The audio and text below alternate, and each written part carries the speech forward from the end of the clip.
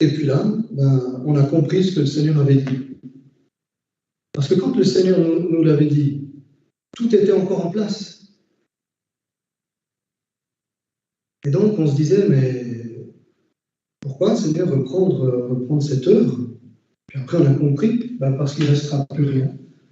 Et parce qu'il faudra mettre les clés sous la porte, parce que tous les bâtiments fuient partout d'eau, etc., et que c'était une église qui était condamnée.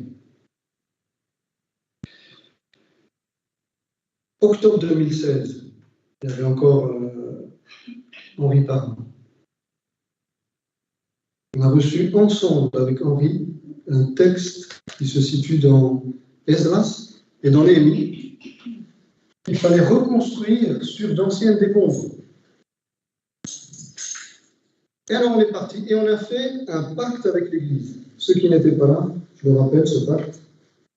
On avait dit, Seigneur, nous nous engageons en tant qu'Église locale, en tant que chrétiens et chrétiennes dans cette Église, à être désormais un exemple et un témoignage dans cette vie. Et puis toute l'Église, elle n'a pas signé, il n'y avait pas un document qu'on a demandé de signer, mais on avait fait une prière vraiment de consécration. Et on avait dit que les quelques membres qui sont là, nous faisons ce pacte avec Dieu, que cette Église sera un témoignage. Pourquoi? Parce que Satan a voulu détruire cette Église.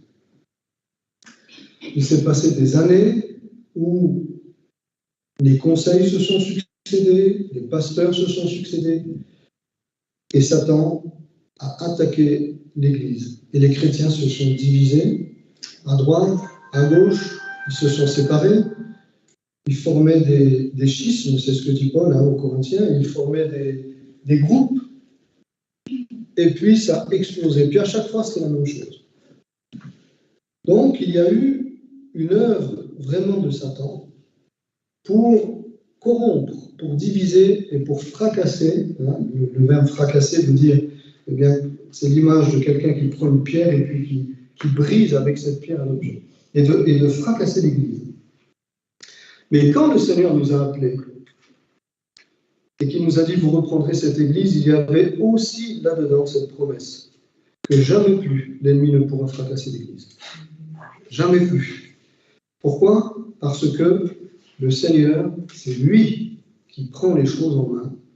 C'est lui qui va veiller sur son Église, et béni soit Dieu, parce que nous avons aussi, dans cette assemblée, comme dans d'autres assemblées, ce désir, cette passion, cette soif de voir le Seigneur se glorifier. Avant de partir en congé, j'étais avec un pasteur, justement, dont le diable a détruit l'Église. Mais complètement détruit. Il a voulu détruire son ministère, il a voulu détruire son couple, il a voulu détruire son... Terrible. Terrible. Et puis, j'ai pu prier avec lui, et encore je le suis, prier avec lui pour l'encourager. Et ça, c'est un cas parmi tant d'autres. Peut-être durant ceux qui ont eu une période aussi de congé, vous avez peut-être pu visiter une église, etc., ou des chrétiens qui ont pu aussi vous dire ce qu'ils ont pu rencontrer. Satan est un ennemi qui dirige ses attaques contre l'Église avant toute chose. Parce que s'il n'y a plus d'Église, il n'y a plus de témoignage.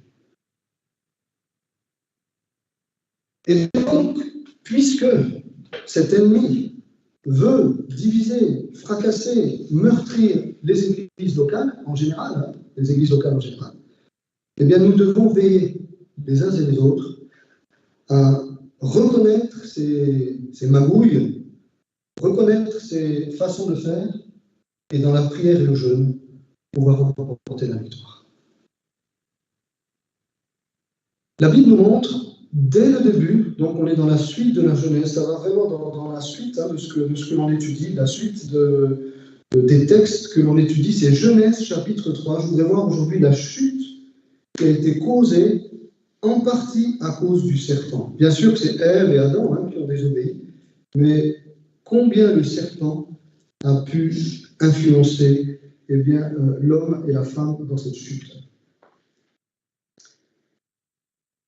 Et j'invite vraiment chaque membre de notre assemblée à pouvoir se tenir sur la brèche et à pouvoir demander à Dieu de pouvoir combattre le bon combat de la foi et à veiller chacun sur son âme. Parce que l'ennemi, comme nous allons le voir, est un ennemi extrêmement rusé. Premièrement, donc, la Bible nous parle du serpent. Genèse chapitre 3, verset 1er, nous pouvons lire ensemble ici, le serpent était le plus rusé de tous les animaux des champs que l'Éternel Dieu avait fait. Le serpent. Il y a une autre traduction de la Bible qui, au lieu de dire le serpent, l'a nommé The Shining One, ça veut dire celui qui brille. Ou The Diviner, c'est-à-dire le devin. Et c'est exactement ça. C'est exactement ça. Ils n'ont pas pris de largesse avec le texte biblique, c'est qu'ils ont juste choisi, si vous voulez, un mot pour le définir. Le serpent, vous savez, c'est comme en Asie, etc., on dit qu'il y a des charmeurs de serpents. Le serpent a ceci de particulier, c'est que s'il est bien dressé, eh bien, il a une capacité à pouvoir hypnotiser. Alors, il faut être habitué, etc., il faut savoir le dresser pour, mais il peut hypnotiser quelqu'un. Il y a des serpents qui sont éduqués pour ça. Et le serpent, depuis l'origine, la Bible nous montre qu'il est véritablement celui qui a voulu détruire l'homme, qui a voulu détruire même ici l'homme et la femme, le couple, et donc par extension, qui veut détruire les enfants de Dieu. Vous savez, frères et sœurs, le fait de prendre le combat au sérieux va nous amener non seulement à remporter la victoire, mais à éviter bien des défaites, et à éviter même des attaques de l'ennemi. Celui qui brille, oh oui, c'est Lucifer. Mais il brille, mais d'une drôle de lumière. C'est pas la vraie lumière. Le devin, il devine l'avenir. Il essaye d'influencer l'avenir de l'homme et de la femme. Comme ici, c'est le plus rusé. Le plus rusé. Il agit dans l'intelligence, dans les raisonnements. Il agit ici. C'est pour ça que Christ, quand il l'a vaincu sur le mont Golgotha, sur le lieu du crâne. Satan agit ici, dans la tête, dans les pensées. C'est là où il agit. Et c'est là où il faut remporter la victoire. Et c'est là où, bien des chrétiens, le laissant agir, eh bien, laissent Satan former en eux ce qu'on appelle des forteresses. Une forteresse, hein, si vous en avez vu ici, il y en a même du côté de Pontarlier, une forteresse, on va dire un château fort, c'est beaucoup plus que cela, une forteresse. C'est une espèce de ville qui est fortifiée. Ou un château qui est fortifié. Il y a des murailles, il y a une enceinte, c'est perché généralement tout en haut d'une montagne ou d'une colline, et c'est imprenable. Il y en a aussi à Besançon, etc. Et on se dit, mais comment à l'époque ils pouvaient attaquer là-haut? Et pourtant, ils arrivaient à attaquer. Satan, c'est ce qu'il veut former, des forteresses dans la pensée, des forteresses de toutes sortes de choses, de pensées qui sont complètement contraires au plan et à la volonté de Dieu. Et des chrétiens seront perdus le jour où Jésus reviendra à cause de ces forteresses que Satan aura pu construire. C'est brique après brique, pierre après pierre. Les années passent et si nous ne prenons pas position, ce serpent construit dans le chrétien. Alors, chez les incroyants, c'est déjà fait, mais dans le croyant, il construit des forteresses. Et donc le but, notamment de la relation d'aide, hein, quand on, comme son nom l'indique, relation d'aide, il y a une relation pour aider quelqu'un. C'est pas de lui dire finalement que tout va bien ou que ça va s'arranger et puis qu'on met un pansement sur le problème. Non, c'est une relation, c'est-à-dire je suis avec lui pour l'aider. L'aider à quoi faire? À discerner quelle est la forteresse qu'il y a. Satan donc est celui qui veut briller dans la vie des chrétiens. Il veut briller, il veut influencer, il veut hypnotiser, c'est-à-dire paralyser les gens et les amener à accomplir sa volonté. Alors ces attributs, ici, je vais relever le champ sémantique, c'est-à-dire différents mots qui résument ce que le mot serpent, nachash en hébreu, signifie vraiment. Cachotier, qui fait les choses en catimini, magouilleur, traître, qui embrasse faussement, comme Judas.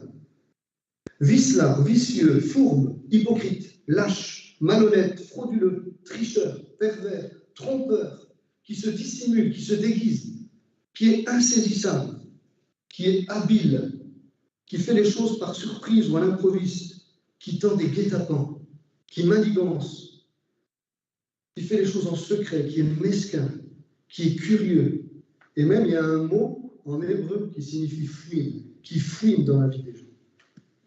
Ça, c'est la signification du mot serpent. Alors, vous voyez que ça change de cet animal plus ou moins dangereux que l'on imagine comme ça. Non, ce mot reflète, pour le résumer, quelqu'un qui est faux et qui veut te tendre un piège, qui veut te faire du mal, qui veut te détruire. Mais toi, tu ne le vois pas.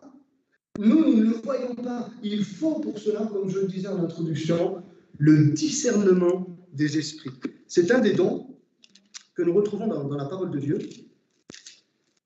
Dans 1 Corinthiens, chapitre 12, verset 10,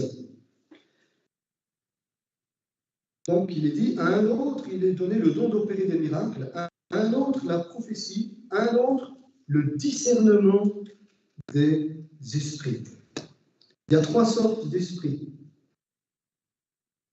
Premièrement, l'esprit de Dieu, bien sûr, discerner quand ce qui se cache derrière quelqu'un, ou derrière un groupe, ou derrière une manifestation, derrière un concert, derrière une musique. Est-ce que c'est l'esprit de Dieu, premièrement? Deuxièmement, est-ce que c'est l'esprit du mal, donc un démon, qui va influencer un chanteur? Vous savez, je discutais avec quelqu'un qui me disait que, bon, il est parti, mais c'est le chanteur Johnny Hallyday. Moi, je savais qu'il avait fait un pacte avec le diable pour avoir du succès. Ça, c'est connu en France. Mais je ne savais pas que dans une interview, il avait dit qu'il parlait à Satan et que Satan lui répondait. C'est vrai que je me suis toujours demandé comment un homme comme ça pouvait avoir du succès, etc. On va dire qu'il a une super voix, bon, ouais, pour ceux qui aiment peut-être le rock, mais quand même, d'avoir un succès comme ça, c'est pas normal. Hein? Il y a d'autres femmes aussi, il y a des chanteuses, il y a des acteurs, et d'autres autorités, et même le plus grave, même dans des églises. Vous savez, il y a un témoignage, ça s'est passé en Allemagne. Un serviteur de Dieu a donné ce témoignage, c'est qu'il y avait dans l'Église un pacte qui a été fait avec l'argent. C'est-à-dire qu'un homme avait dit à l'Église, voilà, moi je vais donner tant d'argent à l'Église, seulement vous me permettrez, voilà, de faire ceci, de faire cela, etc. Et puis, ils avaient accepté. Et donc, ce groupe de personnes qui, avec l'argent, tenaient l'Église, était influencé pas par un groupe de personnes. Et est venu ce pasteur qui ne connaissait rien de la situation. Il est venu dans cette église. Et puis, il a senti cet esprit-là. Et il a été voir le pasteur en secret, enfin en secret, quand ils se sont retrouvés, puis il lui a dit, mais il y a quelque chose qui ne joue pas. Il lui a dit, écoutez, je ressens comme si vous avez fait un pacte avec un groupe de personnes qui vous tient avec l'argent. Puis là, le pasteur le regarde. Et lui dit, oui, mais pourquoi tu dis que c'est un pacte avec l'ennemi? Oui, c'est un pacte avec l'ennemi. Le Seigneur ne vous a jamais demandé ça. Il faut briser ce pacte pour que l'Église puisse aller l'avant. Et malheureusement, voilà, le pasteur et puis l'Église, ils n'ont pas accepté. Ils ont préféré continuer comme ça. Vous savez, Satan, d'une manière ou d'une autre, il se cache. Il se dissimule, il se déguise. Et tu peux croire même que c'est de Dieu, alors que ce n'est pas du tout de Dieu. Et puis la troisième facette de ce discernement des esprits, c'est quand c'est l'esprit humain, tout simplement. C'est ni Dieu, ni le diable, mais c'est l'esprit humain, c'est-à-dire c'est une réaction charnelle. Hein, c'est l'homme, quoi, c'est la volonté de l'homme, c'est une réaction de l'homme. Alors, c'est pas évident si Dieu ne nous dit pas, parce que de savoir déjà si c'est de Dieu, si c'est pas de Dieu, et quand c'est de l'homme, ça n'a rien à voir avec Dieu ni Satan. Eh bien, c'est pourquoi le Seigneur aujourd'hui nous a donné cette puissance de discernement au travers du Saint-Esprit. Moi, je bénis Dieu pour ça. Franchement, je bénis Dieu pour ça. Je comprends même que Salomon n'a pas demandé la puissance. Salomon n'a pas demandé la mort de ses ennemis. Salomon n'a pas demandé une longue vie. Salomon a demandé le discernement. C'est ça qu'il a demandé. Parce que le discernement, c'est la plus grande des forces. Parce que quand tu as ce don-là, quand Dieu te donne le discernement, l'ennemi ne peut pas te tromper. Il peut jouer la comédie, il peut revêtir toutes sortes de belles apparences, il ne peut pas te tromper, mon frère, ma soeur. Parce qu'on peut avoir la puissance, mais la puissance, elle nous sert à quoi si on n'a pas de discernement? Et souvent, donc, le discernement va avec la puissance, parce qu'une fois qu'on a discerné l'ennemi, Dieu nous donne la puissance pour prendre position. Et puis la Bible dit qu'il est le plus rusé. En fait, quasiment toutes les Bibles, je ne vais pas toutes les nommer, je vous enverrai les notes ce soir. Mais beaucoup de Bibles anglaises, pour la plupart des Bibles anglaises, elles traduisent le serpent était le plus intelligent. Les Bibles espagnoles, pas. Les Bibles françaises non plus, italiennes non plus. Mais les Bibles anglaises, oui. Et en fait, les Anglais ont voulu relever, si vous voulez, un aspect de ce mot-là, le plus rusé, pas rusé, intelligent. L'intelligence, elle peut être utilisée à bon escient avec Dieu, ou elle peut être utilisée aussi, on le sait, par Satan. Il n'y a pas trois chemins. La science avec Dieu, c'est extraordinaire. On étudie la parole, on lit des livres, on se dit wow, c'est magnifique ce que Dieu a créé, etc. La science, c'est extraordinaire. La physique, l'astronomie, c'est super. Mais l'intelligence sans Dieu, par exemple une philosophie sans Dieu, ou une science sans Dieu, on va nous dire que Dieu ne nous a pas créés, ou la philosophie va nous dire que Dieu n'existe pas, ne va pas être neutre. Notre intelligence, elle est soit guidée par le Saint-Esprit, soit elle va être guidée par la puissance du mal. Il n'y a pas de neutralité. La puissance de l'intelligence, elle ne peut pas être neutre. Elle a derrière elle ou Dieu ou l'ennemi. Et ici, c'est l'ennemi qui va essayer d'influencer les raisonnements et l'intelligence de Ève et ensuite d'Adam. Il était le plus intelligent de tous les animaux des champs. Le plus intelligent.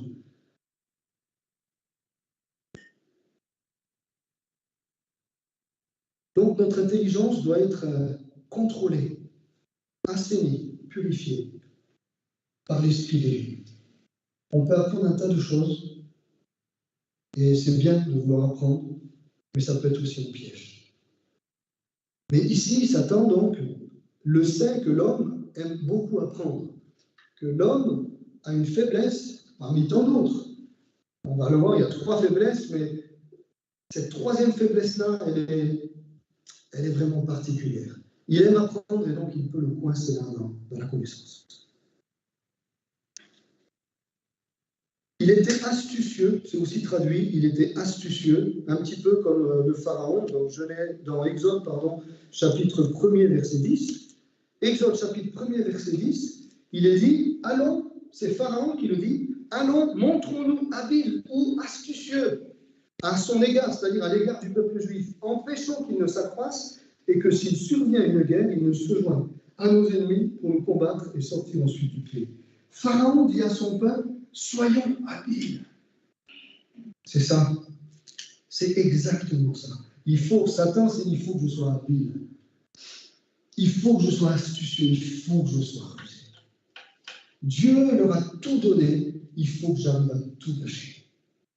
Et je ne sais pas si tu le sais, mon frère, ma soeur, mais le jour où tu as donné ta vie à Christ, tu as signé pour être fidèle avec le Seigneur jusqu'à la fin, mais en même temps, le jour où tu as signé pour Jésus, Satan là-haut, il a signé un décret. On ne connaît pas ce décret, mais il a signé un décret sur ta vie. pour ne pas que tu arrives au bout. Et donc, il va utiliser tout, mais on ne peut même pas s'imaginer les stratagèmes qu'il a. Si tu fais le parcours de ta vie déjà jusqu'à présent, moi je fais le mien, et je regarde en derrière, je me dis incroyable, mais combien de pièges, combien de choses horribles, terribles, combien de guet-apens. Heureusement que le Seigneur était là. Pharaon, il a voulu être habile. Comment on va faire pour massacrer tous ces Juifs? Franchement, pour faire une politique antisémite, ça ne va pas passer. Il faut qu'on soit habile, il faut qu'on soit rusé, il faut qu'on soit malin. Et c'est ça que se dit l'ennemi. C'est exactement aujourd'hui, alors moi je ne vise aucun homme politique, hein, mais ça sent tellement le fou. Dans beaucoup de domaines, comme là avec cette autre épidémie de la variole du singe ou du gorille, de je ne sais qui, mais cette guerre en Ukraine, il y a des choses qui ne sentent pas bon. Il y a des choses qui ne sentent pas bon. Je me souviens, c'était quand il y a eu l'épidémie de la grippe aviaire. Je ne sais pas ici comment c'était, mais là-bas, en France, on nous a dit il faut absolument vous faire vacciner vos enfants. Parce que sinon, c'est très dangereux, etc. etc. Bon. Et on a mis à l'époque une pression sur les parents, donc nous. Et à quoi faire? Encore une fois, on a prié avec Marie. On a dit Seigneur, est-ce qu'il faut faire vacciner Yann? On n'est pas des illuminés, on n'est pas des gens fous, pour reprendre le terme des proverbes. Seigneur, que faut-il faire? Est-ce que ce qu'il nous dit, c'est vrai? Et puis, le Saint-Esprit nous a parlé. Ne le faites pas vacciner. C'est du mensonge. Ne faites pas vacciner. Alors, je ne dis pas qu'il fallait le faire, hein. Ne même pas dire à l'église. C'est une position personnelle. De toute façon, tu n'arriveras jamais à influencer quelqu'un. Quelqu'un, il veut croire le mal, il croira le mal. Même si tu lui dis, fais gaffe, fais gaffe, fais gaffe. Quelqu'un qui veut vraiment croire le mal, il croira le mal. Mais c'est personnel. Et puis, eh bien, la plupart se sont fait vacciner. Je crois qu'il y en avait un, déjà pas rien, qui ne s'était pas fait vacciner. La plupart sont tombés malades. Yann ne s'est pas fait vacciner et il n'est pas tombé malade. Alors ça, c'est la première chose. La deuxième chose, c'est que 2 ans plus tard, on a su aux informations qu'à l'époque, la France devait absolument vendre ses vaccins parce qu'elle en avait commandé je ne sais combien de millions et il fallait bien sûr que le stock puisse être vidé, quoi, hein, que l'argent puisse rentrer. C'était ça la vraie raison, c'était l'argent. Il y aura peut-être encore d'autres choses qu'on va nous annoncer. Plus ça va arriver, plus l'ennemi va mettre le paquet, hein, dans la tromperie, dans le déguisement qu'il va prendre, que ce soit au niveau des autorités, mais que ce soit aussi simplement, peut-être même au travail. Et donc, nous devons veiller dans l'Église aussi, d'avoir vraiment ce discernement spirituel. Dans la Vulgate et puis la Septante, donc dans la Bible latine et la Bible grecque, qui ont été traduits à partir de l'hébreu, le mot serpent donc, signifie littéralement se traîner par terre. Hein, se traîner par terre. C'est ça que l'ennemi aussi parfois le fait. Vous savez, il y a parfois certaines attitudes de l'ennemi qui va utiliser des personnes qui vont faire croire que ces personnes sont, par exemple, ont besoin d'argent, ou que ces personnes ont beaucoup souffert, et puis qu'il va falloir les aider. Et en fait, en laissant entrer ces personnes, c'est l'ennemi que tu laisses entrer chez toi. Mais comment le savoir? Comment le savoir? C'est le Seigneur qui nous le révèle. Comment le savoir? Dans le grec, le mot serpent, office, il est traduit par chacal, par monstre, dragon, chien sauvage, crocodile, et aussi par séraphin, par un ange. Donc, c'est-à-dire qu'il peut avoir les apparences d'un ange, mais il peut aussi avoir les apparences d'une bête féroce, d'une bête sauvage. Il a les deux facettes. Donc, Satan est venu voir Ève et lui a posé une question. Et il lui a posé cette question-là. Dieu a-t-il réellement dit, vous ne mangerez pas de tous les arbres du jardin? En fait, en hébreu, on pourrait traduire littéralement comme ça. Dieu vous a même dit que vous ne mangerez pas de tous les arbres du jardin. Sous-entendu, Dieu est même allé jusqu'à vous dire ça, quoi. Dieu est même allé jusqu'à vous dire que vous n'avez pas le droit de manger de tous les arbres du jardin. Vous voyez comme il essaye de transformer la chose? Et c'est pas ce que Dieu avait dit. Est-ce qu'il est même allé jusque-là? Comme Satan peut te dire, mais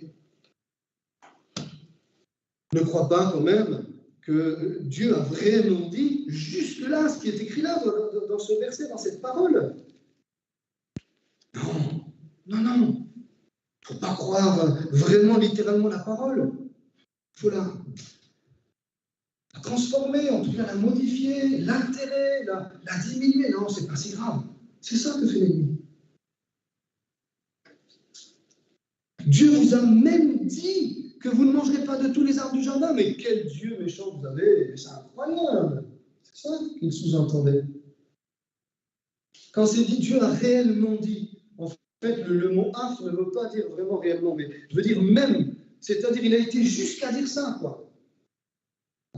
Comme quand on dit à certaines personnes, eh bien, de faire attention parce que tel et tel péché va ouvrir des portes et va amener vraiment une influence de l'ennemi terrible dans sa vie. Ah bon, tu crois ça?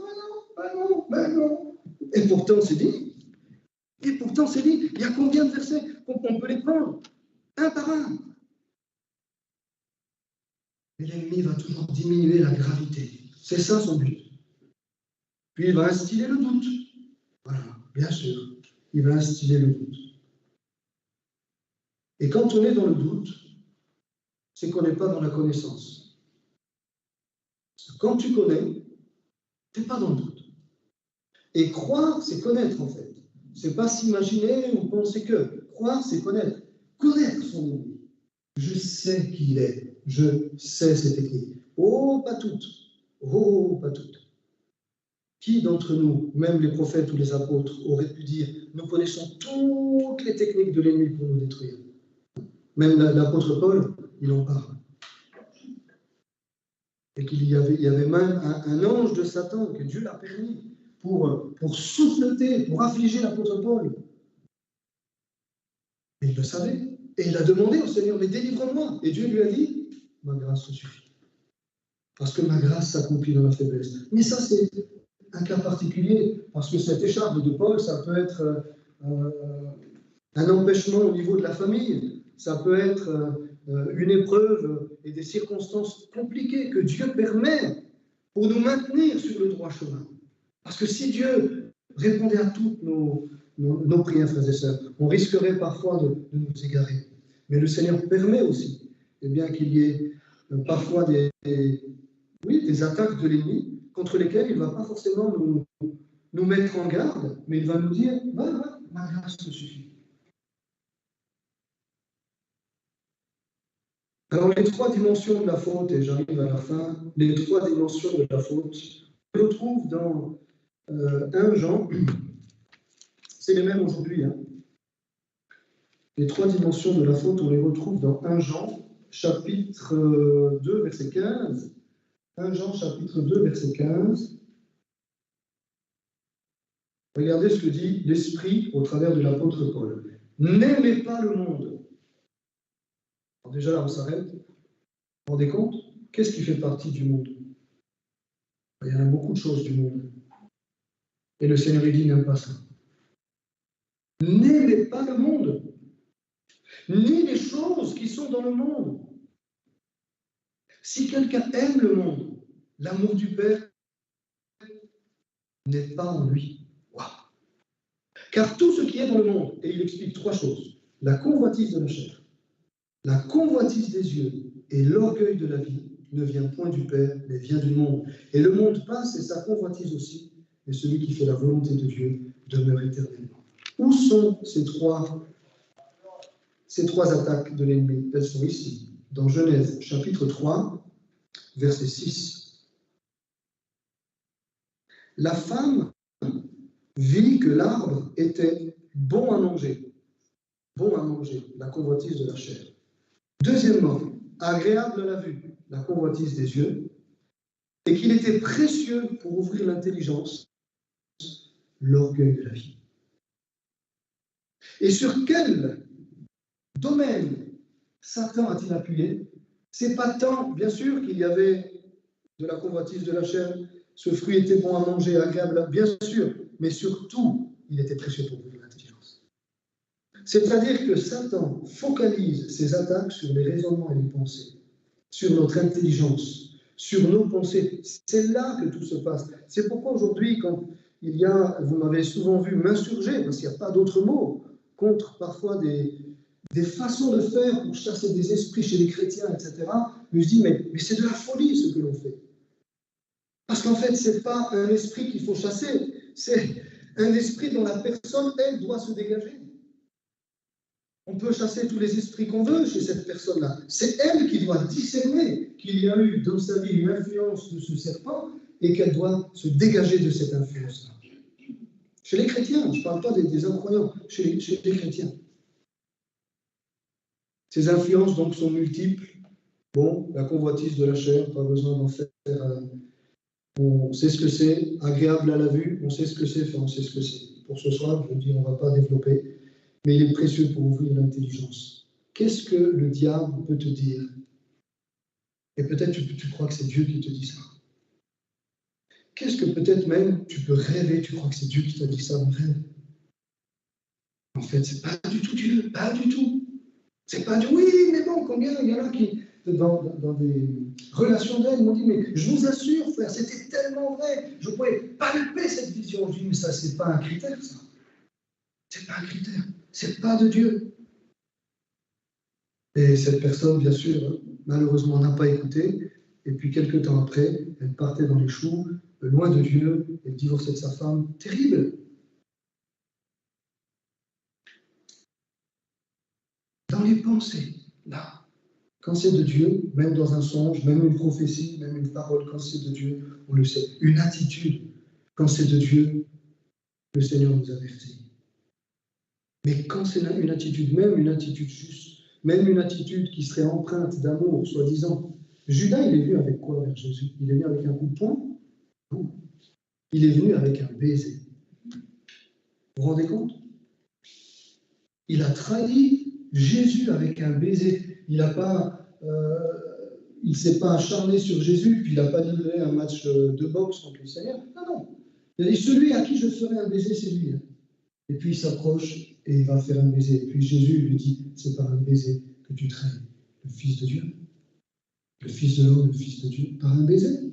C'est ça que fait Satan. Parfois, les pièges les plus grands, ce n'est pas des films d'horreur en 4 dimensions. Hein. Non, non. Ah, ça, c'est tellement visible. On chasse l'ennemi et puis c'est terminé. Non, non, mais parfois, c'est sous une apparence, vous voyez, respecter tout le monde. Il faut respecter tout le monde aujourd'hui. Voilà. Il faut respecter tout le monde, il faut respecter la foi de tout le monde, il faut respecter l'éthique, la moralité de tout le monde, il faut respecter les choix de tout le monde, les décisions de tout le monde. Alors, c'est vrai dans un sens que nous sommes respectueux, puisque Jésus lui-même, Dieu lui-même, est respectueux de notre volonté, nous choisissons. Mais en même temps, c'est faux, parce qu'il y a une seule vérité, un seul chemin qui nous mène à la vie éternelle. Et ce que dit la Bible, c'est vrai, c'est vrai.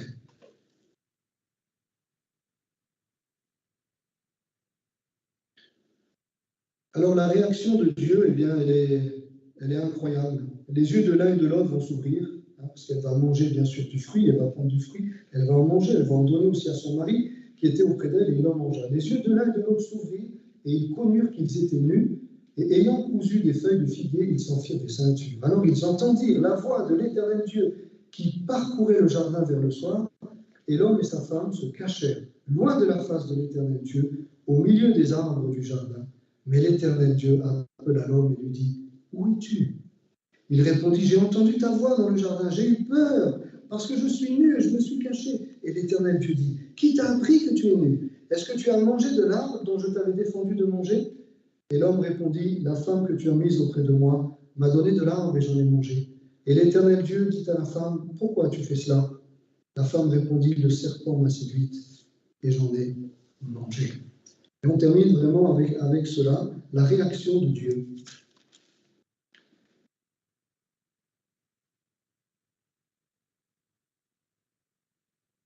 Alors, la Bible dit, ils entendirent la voix de l'Éternel. Et on s'imagine que c'est une voix peut-être douce, mais ici, c'est une voix qui vient vers le soir, et une voix qui est forte, cette voix, qui est forte. Cette voix, elle est forte, et elle appelle l'homme. Adam, Ève, elle est forte, cette voix, ils se cachent. Ils se cachent, pourquoi? Parce qu'ils ont péché. Parce qu'ils ont péché, ils se cachent. Pourquoi? Parce qu'ils ont été séduits par le serpent.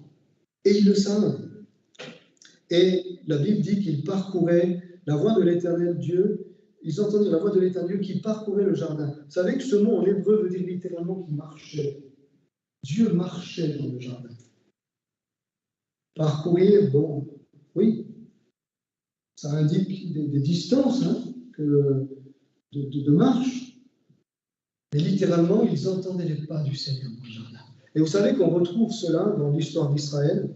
Quand Dieu combattait pour Israël, on entendait les pas de l'Éternel dans les montagnes. Boum, boum, boum, boum. C'était l'Éternel qui combattait pour Israël. Les pas de l'Éternel. Et là, il vient, non pas comme d'habitude. Il appelle. Et c'est pour ça qu'il se cache. Je n'ai pas le temps de développer, je vous enverrai le texte, parce que c'est fouillé, etc. Bon, il y aura de l'anglais, je pense que je vais peut-être éliminer des choses qui sont en anglais, mais c'est très, très fouillé ici. La Bible, quand elle dit ici que Dieu marchait dans le jardin, mais là, il marche littéralement. Si on prend le parallèle de quand Dieu marche, il ne se marche pas pour se promener comme ça. Quand Dieu marche, c'est parce qu'il va combattre ses ennemis. Et là, il ne va pas combattre Adam et Ève, mais là, il va combattre celui qui a fait tomber Adam et Ève, mais en même temps, il vient en justicier. Il va faire véritablement la justice, il va établir la justice. Parce que sans la justice de Dieu, Adam et Ève étaient morts, c'était fini. La race humaine était finie. Et donc, il vient, et c'est pour ça qu'il se cache. Parce qu'ils ont peur, bien sûr, ils ont peur du péché, mais ils ont peur aussi de cette voix qui est là, cette voix de Dieu. Pourquoi tu fais ça? Pourquoi tu fais ça? Alors, il se jette la balle. Mais c'est la femme. Je vous avais dit, vous ne mangerez pas parce que de cet arbre de la connaissance du bien et du mal, parce que le jour où vous en mangerez, vous mourrez, vous mourrez. Littéralement, en hébreu, il y a une répétition. Vous mourrez, vous mourrez. 2 fois. Vous mourrez physiquement et vous mourrez spirituellement. C'est pour ça que c'est répété en hébreu 2 fois. Et la femme, elle a pris un peu à la légère, parce qu'elle va répondre quoi? Elle a dit non, Dieu nous a dit que le jour où on va en manger, on mourra. Mais elle n'a pas dit on mourra, on mourra. Elle n'a pas répété ce que Dieu a dit. L'homme essaye toujours d'amoindrir la parole de Dieu. C'est dans la nature humaine. Elle ne va pas dire Dieu nous a dit que si on en mange, on mourra certainement. Regardez dans le texte. Elle va dire non. Si on touche à ça, on mourra. Mais Dieu n'avait pas dit ça. Dieu avait dit tu mourras certainement. Tu mourras, tu mourras. Attends. Ça l'intéresse de pouvoir même nous amener à, à nous voir connaître la parole de Dieu. Mais la connaître vraiment telle qu'elle est là, ça non. Il y en a pas mal qui connaissent la Bible parmi les religieux. Oui.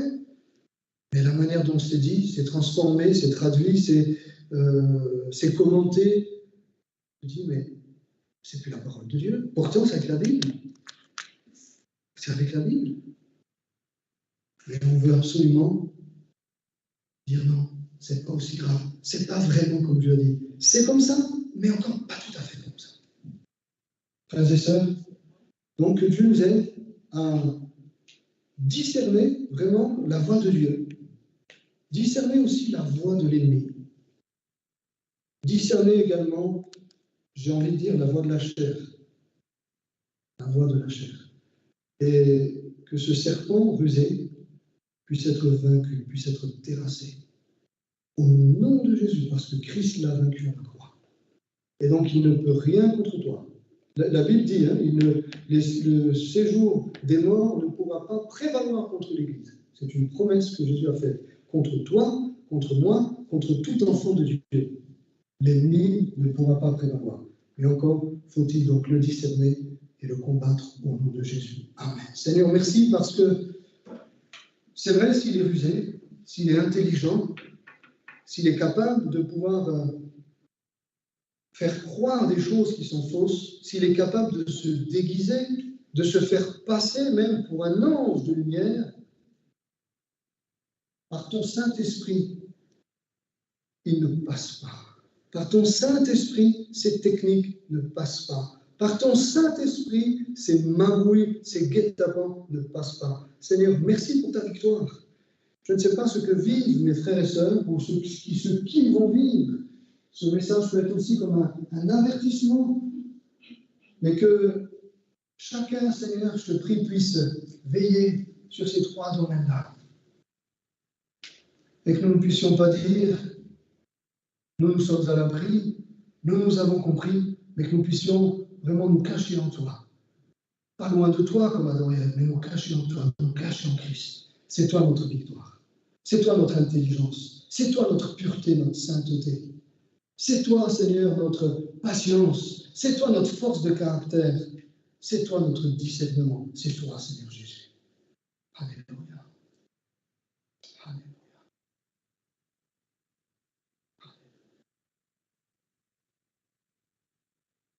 Amen, Jésus.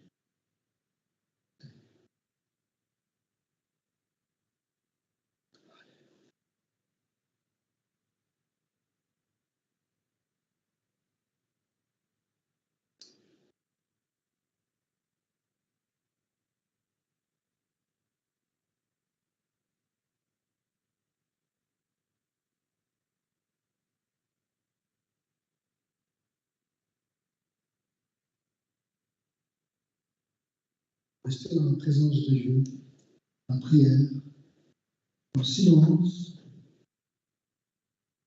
et en communion avec le Saint-Esprit.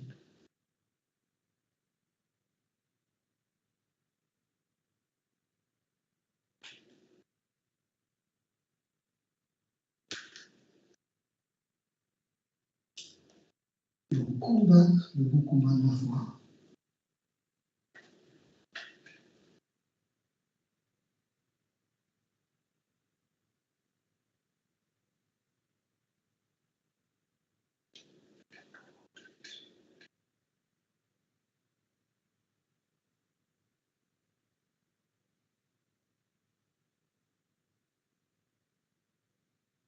Prends garde à la tentation, te dit le Seigneur, à la tentation qui va venir. Pour l'instant, tu te crois à l'abri. Et le Seigneur t'avertit que tu vas être confronté à une très très forte tentation. Et qu'il y aura un risque pour ta vie de tomber. Et le Seigneur t'avertit maintenant. Pour qu'au moment où cette tentation viendra, tu puisses te souvenir que le Seigneur t'avait averti. Prends garde à ne pas tomber. Prends garde à cette parole que le Seigneur te donne pour te préserver de la séduction, de la tentation du mal. Prends garde afin que tu puisses résister au mauvais jour qui va venir. D'ailleurs, je te prie pour cette ou ces personnes qui vont faire face à cette tentation. Je te prie que tu puisses être pour eux cette muraille, tu puisses être pour eux ce feu qui les entoure, tu puisses être pour eux ces bras de père, tu puisses être pour eux cette haie de protection. Comme tu avais mis des anges pour garder le jardin, je te prie de mettre des anges autour de cette ou de ces personnes, Seigneur. Ce frère, cette sœur, de mettre des anges, mais aussi d'établir en eux, en lui, en elle, une force de volonté qui viendra par la puissance de ton Saint-Esprit, afin qu'il n'y ait pas de chute, et qu'avec ta grâce, il puisse avoir la victoire et surmonter la tentation. Amen. Au nom de Jésus. Je bénis ce frère et cette sœur, Seigneur. Dans le nom de Jésus. Amen.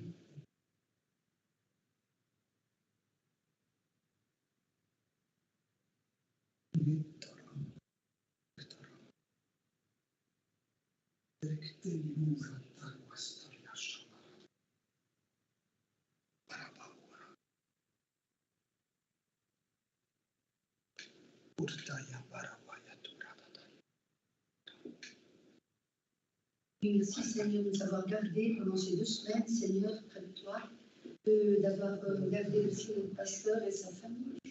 Merci parce que tu es toujours là, Emmanuel, toujours avec nous, c'est vrai.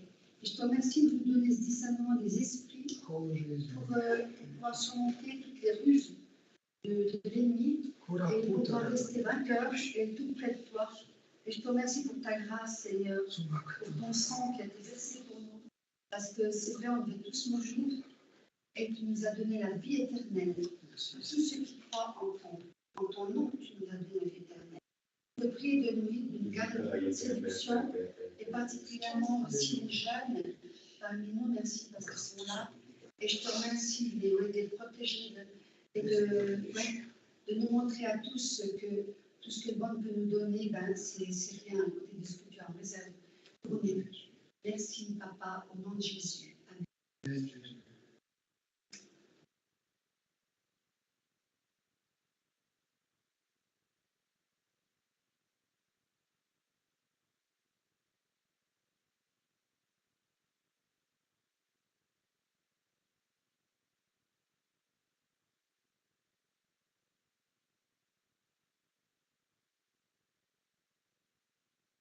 Est-ce qu'on voudrait avoir un partage sur ce thème?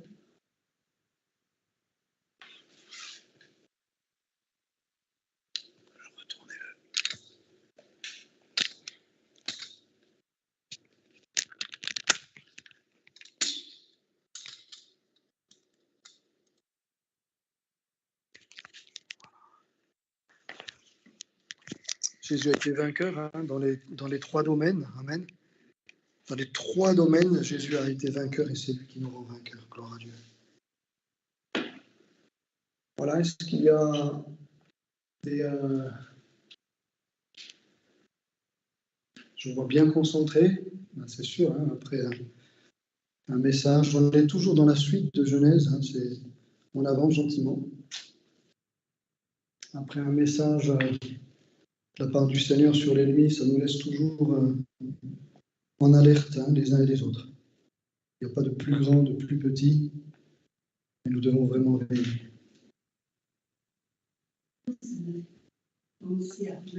Oui. Romains 8, c'est vraiment un... Attends, je vais te donner le micro. Tiens, il est très fort. Romains 8, c'est vraiment un passage qui est important parce qu'il commence par « Il n'y a aucune condamnation pour ceux qui sont en Jésus-Christ » déjà. Puis à la fin, Mirko, il a parlé de la victoire, comment être vainqueur. Et en fait, il dit, mais dans toutes ces choses, nous sommes, c'est-à-dire quand il nous arrive des tas de problèmes, de difficultés, de souffrances, Paul il dit, mais dans toutes ces choses, nous sommes plus que vainqueurs par celui qui nous a aimés. Car j'ai l'assurance que ni la mort ni la vie, ni les anges, ni les dominations, ni les choses présentes, ni les choses à venir, ni les puissances, ni la hauteur, ni la profondeur, ni aucune autre créature ne pourra nous séparer de l'amour de Dieu manifesté en Jésus-Christ notre Seigneur. Mais c'est vrai, il faut veiller, comme nous l'a dit Mirko, parce que c'est vite fait, l'ennemi est toujours autour, comme un lion rugissant, mais Dieu rugit plus fort. Celui qui est en nous est plus grand que celui qui est dans le monde. Alors c'est quand même une espérance pour nous. Mais il faut veiller, ça c'est sûr, il faut veiller, comme l'a dit Mirko.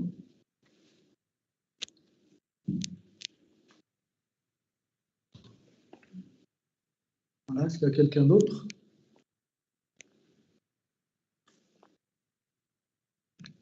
Oniane. Comment on pourrait savoir de qui ça vient? Enfin, si c'est de Dieu ou bien du diable, comment on pourrait savoir? Parce que, comme vous dites, il pourrait faire genre, on pourrait croire que c'est de Dieu, alors que c'est pas. Du coup, comment on pourrait savoir? Ça dépend quoi? Si tu as quelque chose, si tu peux le partager, hein. Tu as quelque chose de précis, sinon. Non, je pose juste la question comme ça. Je ne sais pas vraiment. Ça dépend si c'est un esprit, si c'est une personne, si c'est une philosophie, si tu vois, il y a beaucoup de choses. Parce que le Dieu, il pense non bien, normalement. Enfin, je pense comme ça. Le diable, il n'a pas la même pensée. On peut se. Je sais pas, on peut voir un peu comme ça, je sais pas. Alors oui, mais tu le sais pas qui veut, tu le sais pas qui veut le mal. Il te présente le mal comme un bien, mais ça reste le mal, ouais, tout à fait. Mais toi, tu sais pas que c'est le mal.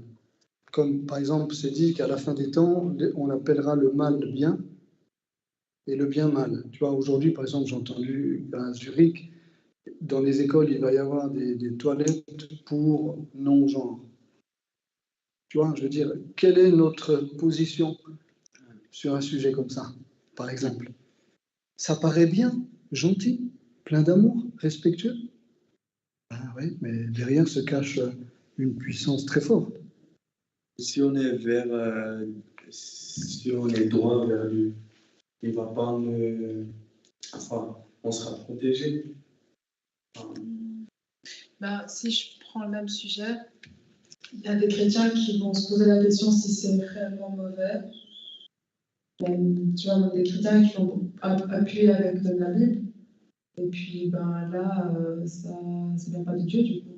Ils se trompent. Ouais. Je pense même que sincèrement, ouais, on peut se tromper. Ah, bien sûr. Bien sûr. et je vois ce qu'il veut dire en mode. On va lui donner le micro. Je vois où il aimerait en venir, Yann. Enfin, des fois, tu te trouves comme ça, puis tu te dis, mais en fait, est-ce que ça vient de Dieu ou pas? Enfin, oui. Mais moi, j'avoue, des fois, il y a des moments où je me disais, je restais longtemps dans un problème. Je me disais, ça vient de Dieu ou pas? Enfin, ouais, peut-être de moins bien le don de discernement, je sais pas. Comment savoir? Enfin, oui, tu te trouves dans des situations compliquées.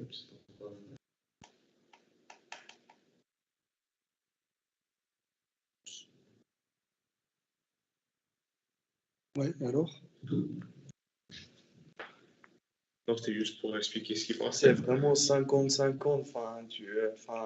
Des fois, on n'arrive pas à voir. Comment voir? C'est pas facile. Bien sûr, bravo. Des fois, on n'arrive pas à voir, mais c'est tellement vrai. Ouais, ouais. Alors, comment faire?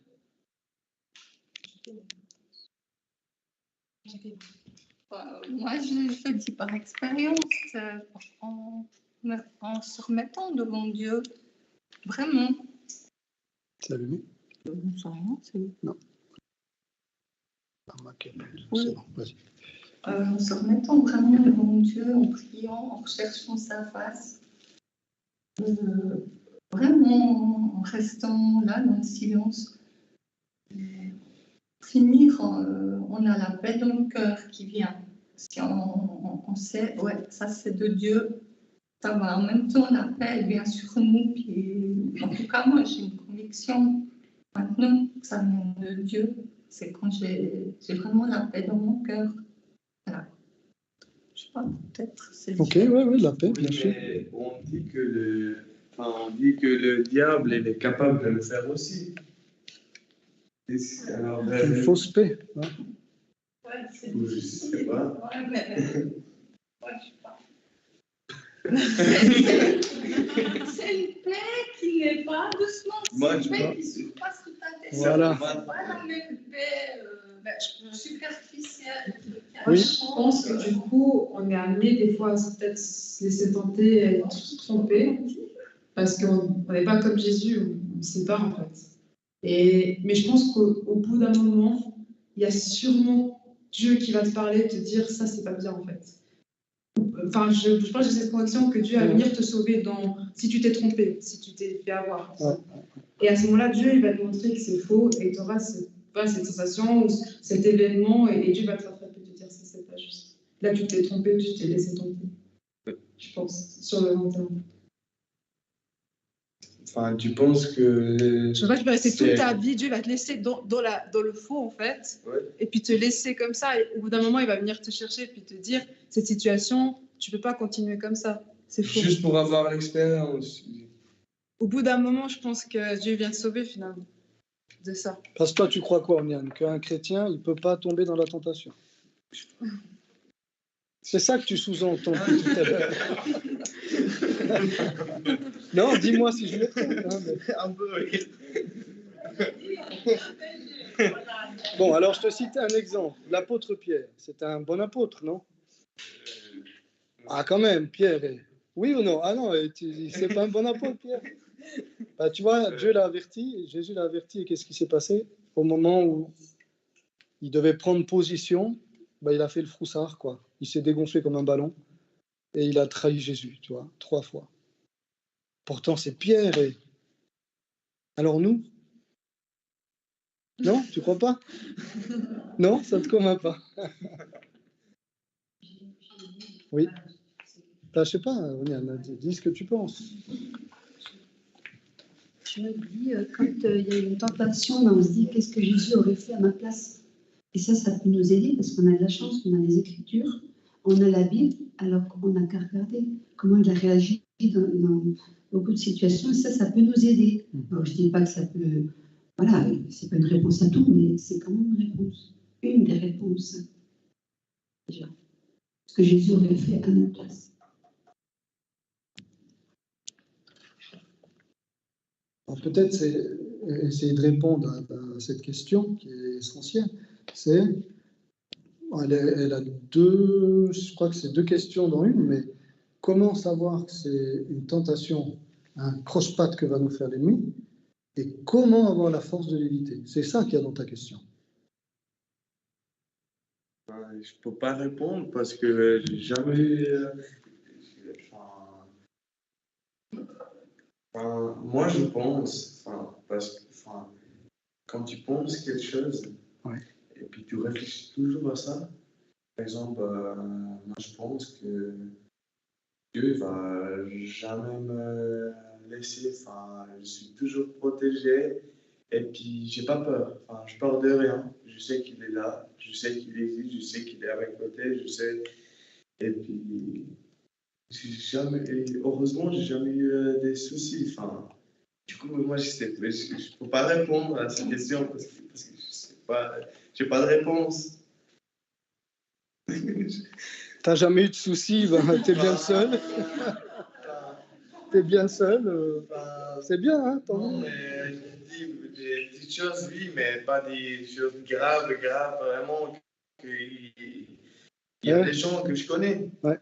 Amen, oui, Dieu t'a gardé de graves problèmes, amen. Ouais, tout à fait. Moi, au début, je n'avais pas trouvé un travail.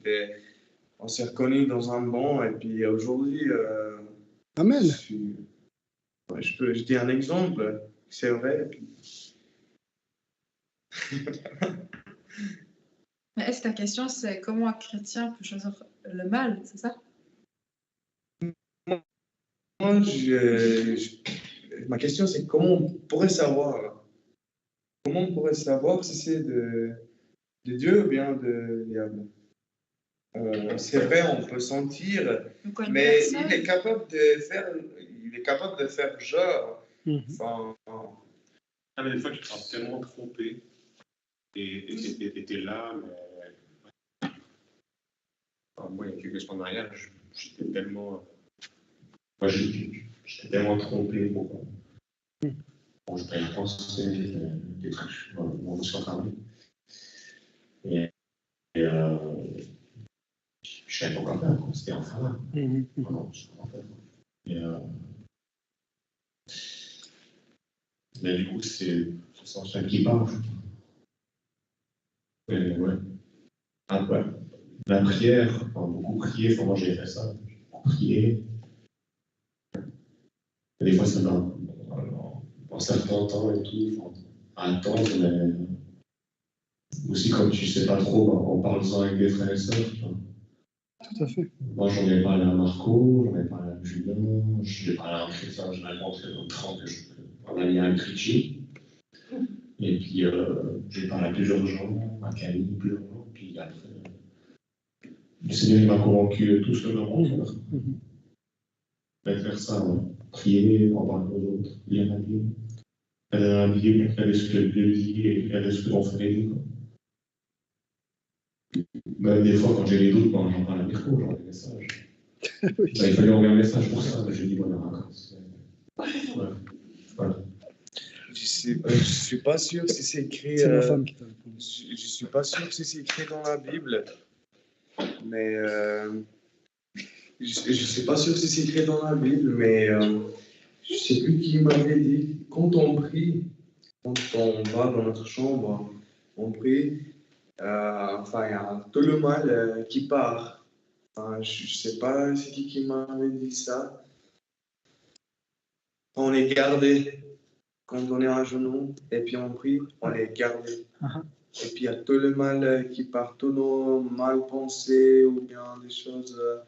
Ah oui, c'est sûr. Si tu pries, c'est clair. Hein. Ouais. Tu te concentres dans la prière, tout à fait. Mais c'est pas magique, quoi. Il n'y a rien de magique. Le mot, je l'aime pas, mais tu vois ce que je veux dire. C'est pas parce que physiquement tu fléchis les genoux que le mal il part de la chambre. C'est, tu vois. Il faut être droit aussi, c'est pas juste. Ah bah bien sûr, c'est clair. C'est ça. Oui, C'est ça. Il faut être droit, ouais. Ça c'est vrai. Il faut être droit. Le cœur, il doit être droit.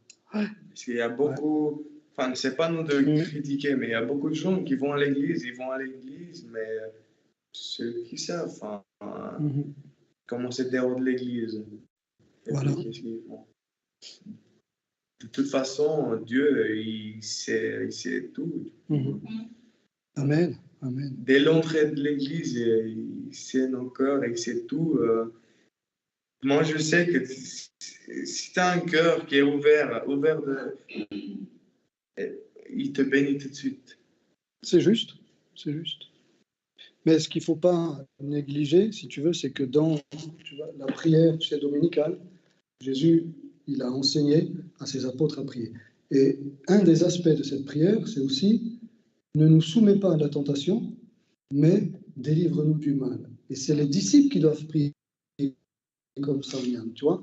Donc ça veut dire que dans notre vie, il peut y avoir des moments, à chacun, moi y compris, des moments d'épreuve ou d'attaque, et cette prière, elle a un sens pour nous. Seigneur, mais délivre-moi, tu vois. C'est tout le message de la Bible. Donc c'est un des aspects de la vie chrétienne dont on a parlé ce soir dans la suite de notre étude sur la Genèse, donc de cette ruse du malin pour nous faire tomber, avec, je veux dire, tous les moyens qu'il a. Hein. Voilà, tu vois, c'est dans ce sens-là. Vous les jeunes, vous savez, voilà. Nous, après un certain âge, quand on est marié, on a des enfants, il y a d'autres choses, et puis vous connaîtrez ça. Puis les personnes âgées aussi. Moi, il y avait des personnes âgées qui me disaient, plus j'approche du départ, et puis plus l'ennemi voudrait me perdre, quoi. Hein, pourtant, c'était une personne très engagée avec le Seigneur. Mais c'est la preuve qu'on est vivant. Mais il nous protège, tout ce que tu as dit, c'est juste, il nous garde, il nous protège. Mais voilà, il faut juste savoir que le serpent voudra, à un moment, nous faire tomber. Plus proche qu'on est, plus il t'éloigne un peu. C'est ça, exactement.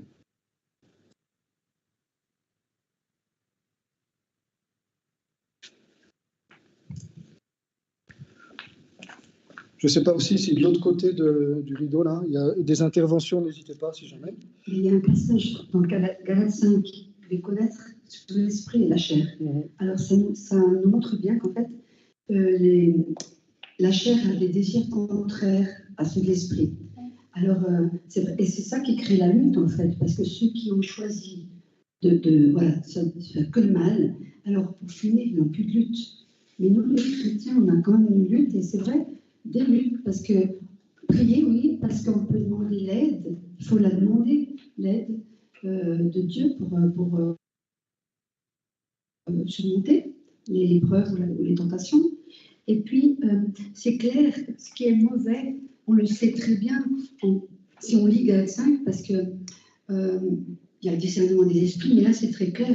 Les œuvres de la chair, c'est la débauche, l'impureté, le dérèglement, l'idolâtrie, la magie, les rivalités, les querelles, les jalousies, les animosités, les disputes, les divisions, les sectes, l'envie, l'ivrognerie, les excès de table et toutes ces choses. Mais par contre, alors si on cède à tout ça, alors c'est vraiment... non, alors on sait que c'est clair, quoi. Mais le fruit d'esprit, et ce qui donne la paix, en fait, c'est l'amour, la joie, la paix, la patience, la bonté, la bienveillance, vous savez, la foi, la douceur, la maîtrise de soi. Voilà, toutes ces choses, on sait clair. Alors si on a des doutes, on regarde dans le Galates 5, on va d'abord prier, recevoir la force, quoi. Il y a toujours de la lutte, mais après, ça donne la paix, c'est vrai. Alors, c'est nous, les chrétiens, on doit lutter. Mais après, alors, ce qui nous attend, c'est autre chose. C'est extraordinaire, j'y crois. Ah oui, on devient fort. Bon, pour terminer, peut-être, est-ce que connaissons ce serpent? Voilà, reconnaissons ce serpent. Oui, moi j'ai juste une réflexion, c'est que ça met ce verset qui dit, il va faire, je ne sais plus exactement, afin de séduire même les élus. S'il était possible, même les élus. S'il était possible. Ouais. Ça veut dire que nous vivons des temps très, vraiment des temps très spéciaux, où l'ennemi il met vraiment la gomme, quoi, parce que là, on sera obligé de prier beaucoup, de lire beaucoup la parole, d'être soudés de plus en plus entre frères et sœurs, parce qu'on ne va pas dans des trous faciles. Voilà, c'est ça que je voulais dire. Donc, il faut vraiment crocher. C'est tout.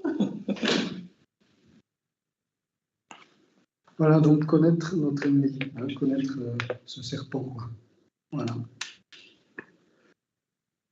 Ok, bon, on va terminer par un chant, peut-être. J'enlève ce rouge. Moi, j'en avais un avant.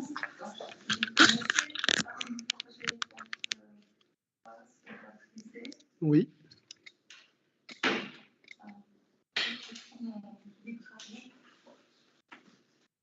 Voilà. Tout à fait.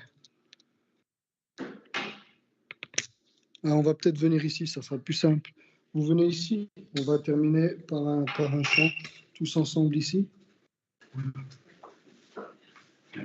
Comme ça, on est au même endroit.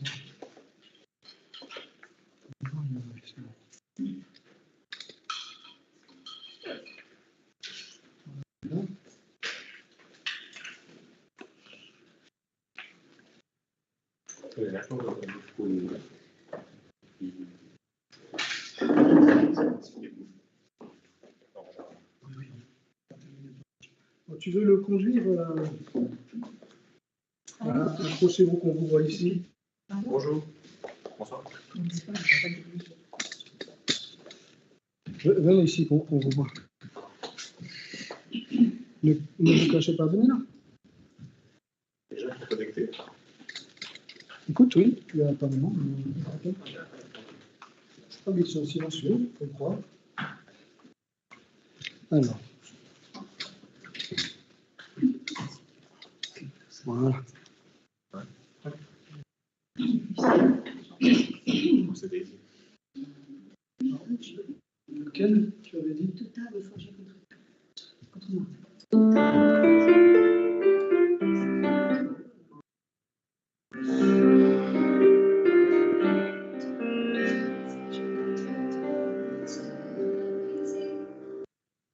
Les paroles.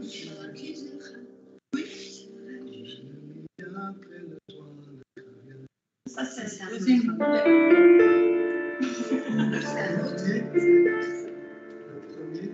Mais c'est tout. Bon, allez, on prend celui que tu dis. Est-ce qu'il y a quelqu'un qui aurait un chant qui parle de la délivrance, de la victoire en Jésus?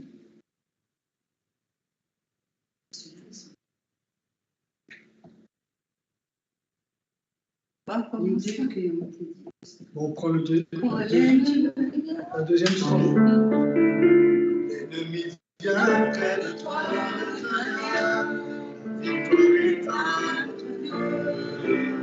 tu peux résister quand tu as acheté.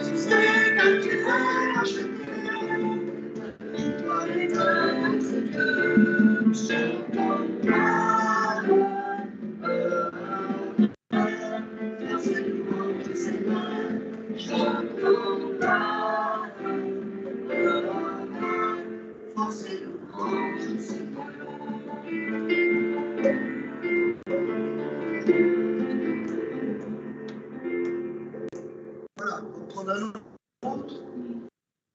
Les jeunes peut-être connaissent mieux. Je ne connais pas ce nom. J'ai entendu, mais je ne l'ai pas mémorisé encore. Je suis dans la joie immense. Je suis dans l'émotion, car Yahweh m'a libéré.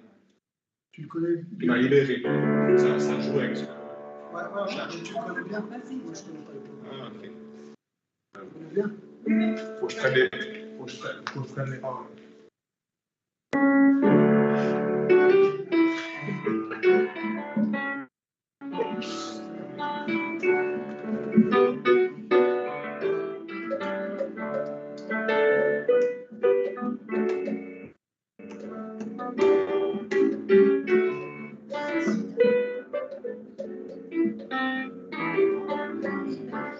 Je chanterai de tout cœur les merveilles de mon papa Yahweh qui m'a ôté des ténèbres, il m'a délivré de tout péché. Mon papa est fidèle, il ne m'abandonnera jamais.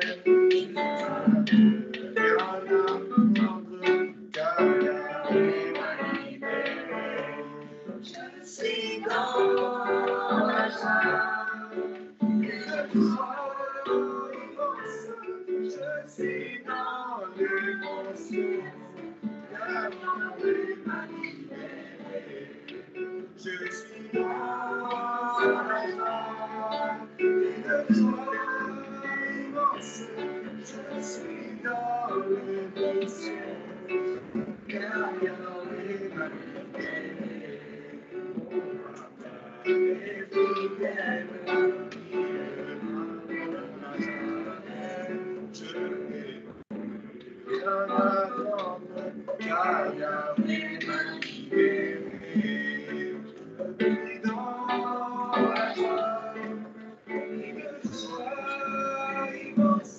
Je suis dans l'émotion, car Yahweh m'a libéré. Je suis dans la joie, une joie immense. Je suis dans l'émotion, car Yahweh m'a libéré.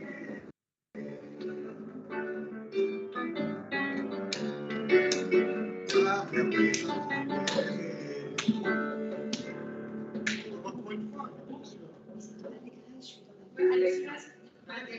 Ah, mais du coup, c'est l'émotion. Mais une autre version. C'est un débat avec C'est mieux à l'église. les émotions, moi je peux pas aller. C'est mieux à l'église.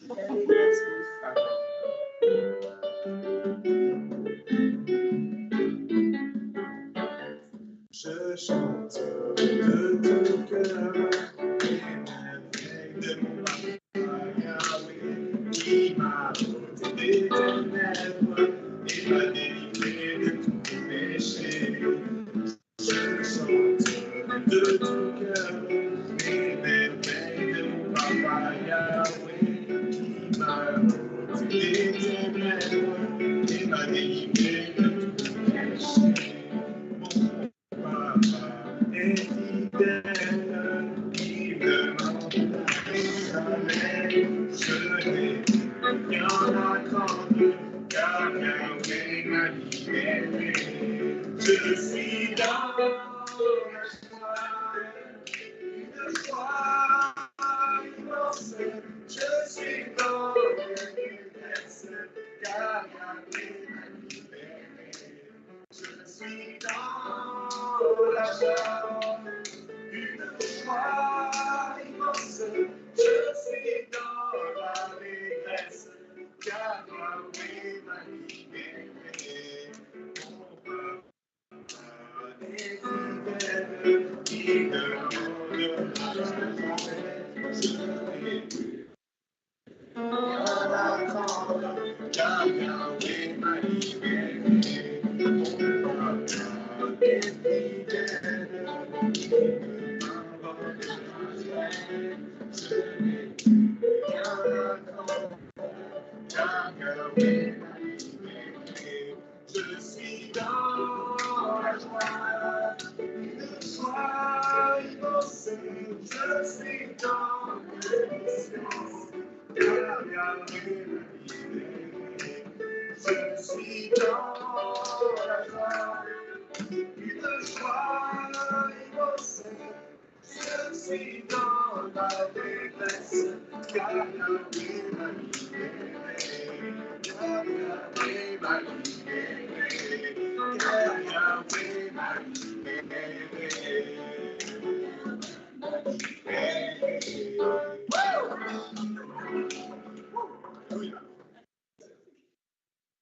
Terminé par la prière pour nous. Est-ce qu'on pourrait prier pour que Jack et Oniane puissent trouver un travail? Est-ce qu'il y a d'autres sujets de prière? Après, pour Camilla, elle n'est pas ravi. ouais, je pense que. Mais voilà, elle est venue quand même ici, elle a cherché. Moi, On ne va pas demander ce qu'elle a, je sais. Un travail. On l'avait trouvé il y a longtemps. Elle a dit qu'il va revenir. Parce que tu l'avais perdu, elle m'a dit ça. Non, parce que je ne veux pas aller là-bas. Non, tu peux retourner alors. Hein? Tu peux Je vais à côté.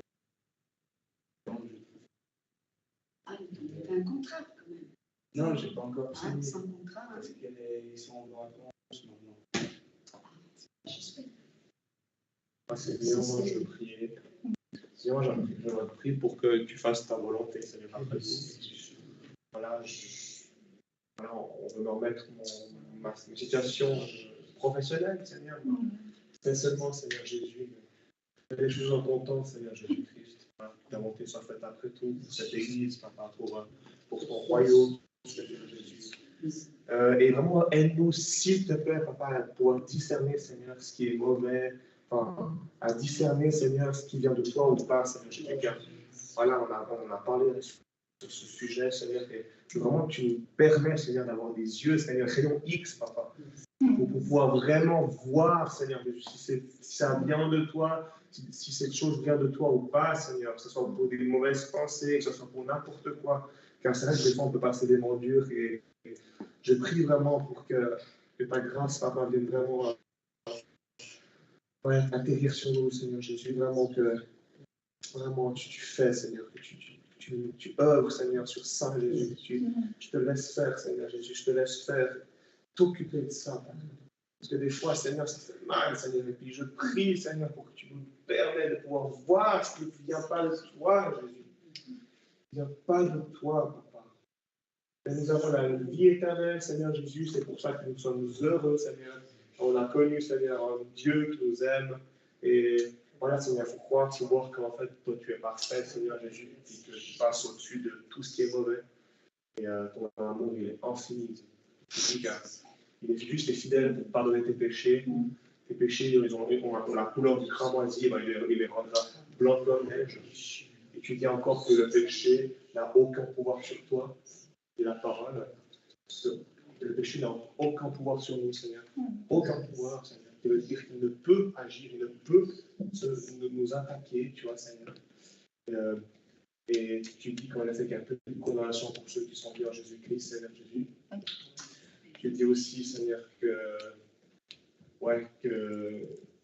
crois au Seigneur Jésus-Christ et tu seras sauvé. Il y a plein d'autres versets, Seigneur Jésus.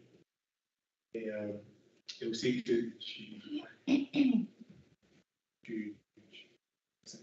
Seigneur Jésus. Car voilà, tu nous montres maintenant par divers versets qu'en effet nos péchés ne sont pas une barrière, Seigneur, pour être sauvé. C'est pas une barrière, Seigneur, c'est vraiment rien du tout.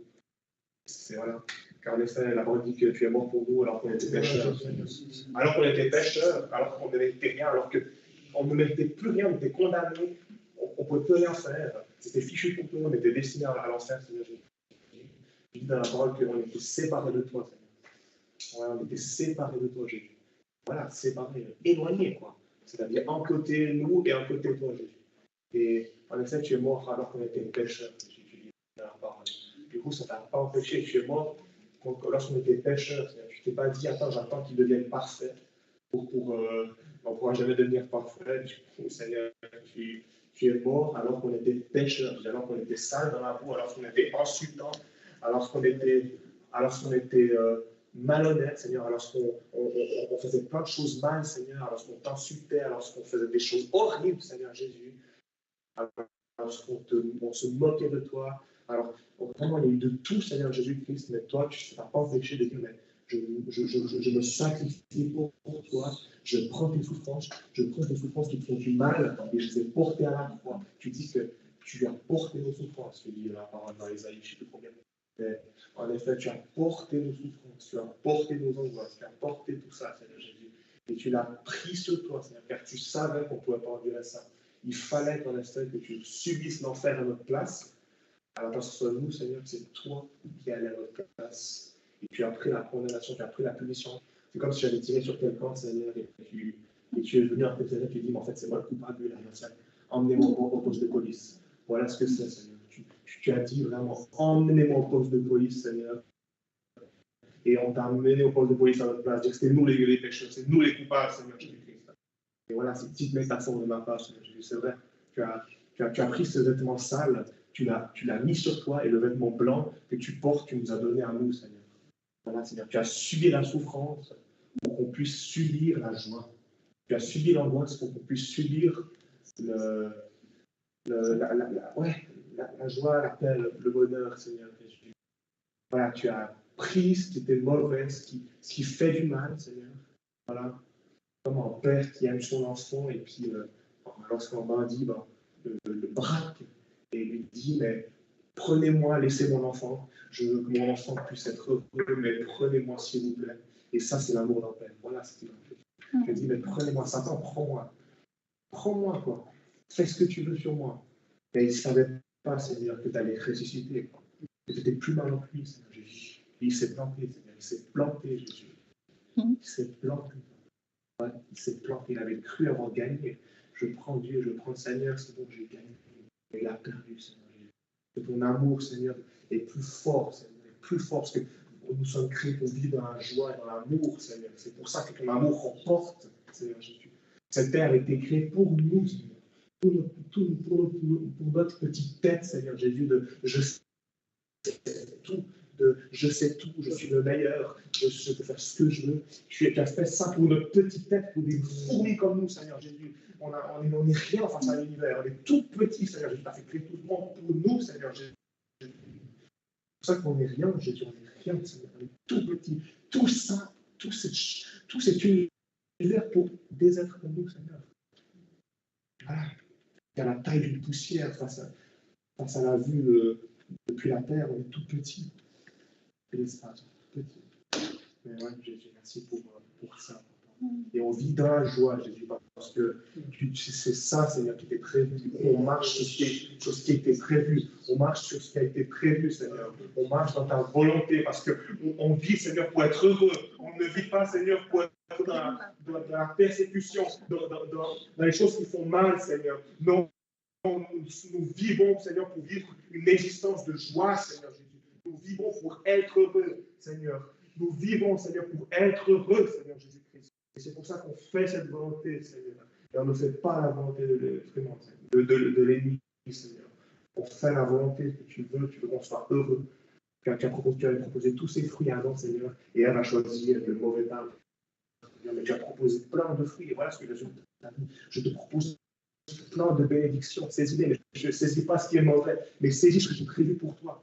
Ce qui est de base pour toi, la vérité. Voilà. Je te remercie pour ce message, Seigneur. Et puis je te remercie parce que tu as dit que tu donnes la paix.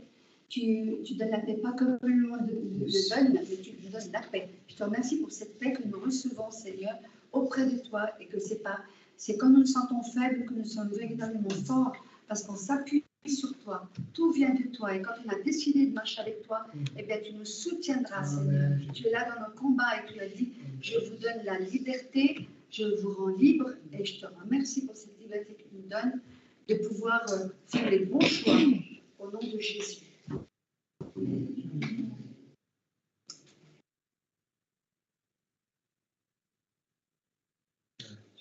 Oui, sur le point de stage. Oui, c'est bon, je vais te remettre. Camilla voilà, elle est venue vers toi, Seigneur, elle est venue prendre refuge vers toi. Elle a mal, elle a des preuves, mais elle m'a dit qu'elle a remarqué que tous ces problèmes sont arrivés quand elle a arrêté de venir à l'église. Donc, je vois de la repentance, Seigneur, déjà là, et je vais dire gloire à Dieu pour ça, Seigneur, déjà. Je ne sais pas pourquoi elle n'est pas rentrée, elle pleurait beaucoup. Mais je crois qu'elle va revenir, Seigneur, et vraiment bien la toucher là où elle est. Elle va lui montrer qu'il y a espoir en toi, Seigneur. Jésus. Vraiment bien travailler son cœur, Seigneur. Je t'appelle Camilla aussi, Seigneur. En fait, tu donnes la consolation dont elle a besoin, Seigneur. Tu es le Père tu es le consolateur, Seigneur, celui qui est toujours avec nous, qui se tient toujours avec nous. Viens la bénir, la consoler, la soulager de tous ces problèmes, et qu'elle puisse revenir à l'église et retrouver ta joie, Seigneur, et retrouver des frères et sœurs et de l'aide, Seigneur, auprès de toi. Au nom de Jésus. Amen. C'est bon, Seigneur, de proclamer que tu es Dieu Tout-Puissant, Dieu trois fois saint. À toi, rien n'est impossible. Et tu as entendu nos prières ce soir. Voilà, la désespérance dans certains, la recherche dans d'autres, beaucoup de points d'interrogation. Et toi, tu fais au-delà même de ce que nous osons croire. Tu es le Dieu de l'impossible. Et merci de ce que ce soir, ton esprit sur chacun d'entre nous, tu nous gardes dans ta volonté. C'était le message de ce soir, d'être vraiment dans ta volonté, de faire ce que tu veux, pour nous. Et notre désir à nous, c'est uniquement de t'obéir, de faire ce que tu veux, Seigneur. Merci d'agir en chacun de nous. Nous avons tous besoin de toi. Nous avons tous besoin de ton aide, de ta protection. Et merci parce que tu es avec nous chaque jour. Tu es notre compagnon de route. Tu es tout pour nous, Seigneur. Nous avançons avec foi. Au nom de Jésus. Amen. Merci pour Broniane, Seigneur. Merci pour sa décision de vouloir te suivre. Tu vois son cœur devant toi, Seigneur, ce cœur veut être droit, honnête, sincère, pur. Seigneur, merci de prendre vraiment sa vie en main. Tu as déjà commencé de le faire, c'est vrai. Et de ce que tu vas l'amener plus loin pour qu'il puisse aussi, eh bien, l'année prochaine, si tu n'es pas encore revenu chercher ton église, pouvoir passer par les eaux du baptême, te demandons de le baptiser dans le Saint-Esprit, de bénir sa maman, Seigneur, de bénir Elias aussi. Merci pour l'œuvre que tu as commencé de faire dans ce foyer que tu es. Alléluia. Te prions aussi, c'est vrai, pour Mali, comment elle s'appelle, la jeune fille Camilla. Pour Camilla, Seigneur, qui est venue, bon, elle n'est pas rentrée, mais Seigneur, nous te demandons vraiment de pouvoir toucher son cœur. Elle a pu parler avec Caroline, elle a pu, Seigneur, avoir une communion avec une chrétienne, Seigneur, avec une sœur en Christ. Seigneur, nous te demandons de la bénir. Je sais qu'elle a un cœur vrai. Je sais qu'au plus profond d'elle, Seigneur, elle t'aime. Elle veut te suivre. Et Seigneur, je te demande vraiment que, oui, comme une fille prodigue, elle puisse revenir vers toi. Et Seigneur, te suivre et ne plus jamais lâcher ta main, Seigneur. Merci de la protéger, de la bénir. Et nous voulons vraiment que ta grâce l'accompagne. Au nom de Jésus. Merci aussi pour cette rentrée. Nous te demandons que les uns et les autres, nous puissions témoigner de toi. Seigneur, à nos voisins, témoigner de toi, à toutes celles et ceux que nous pouvons rencontrer. Permets-nous, fais-nous la grâce d'amener des âmes à toi. Que chacun d'entre nous, nous puissions être des gagneurs d'âmes, Seigneur, et que cette Église puisse être petit à petit, Seigneur, non pas remplie d'hommes et de femmes, mais remplie d'âmes que tes enfants auront amenées à toi. Alléluia. Que des frères et sœurs t'auront amené, auront gagné, auront péché dans cette mer du monde. Oui, Jésus, fais de nous des pécheurs, des pécheurs d'hommes et des pécheurs de femmes. Au nom de Jésus, Père, nous t'avons prié. Amen.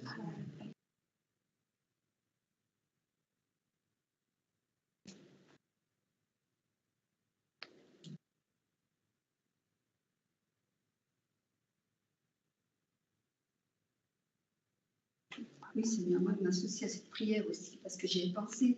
Ces jours, Seigneur, nous t'apportons l'Église. Et Seigneur, fais de nous vraiment des personnes, ouais, des évangélistes, des disciples, Seigneur, qui allons à la recherche. Et puis c'est toi aussi qui peux nous les mettre sur notre route. Tu les connais mieux que nous-mêmes, Seigneur. Et ouvre nos bouches, Seigneur, qu'on puisse vraiment, que nos paroles puissent les toucher, Seigneur, qu'on puisse remplir cette église d'hommes et de femmes qui veulent marcher avec toi, Seigneur.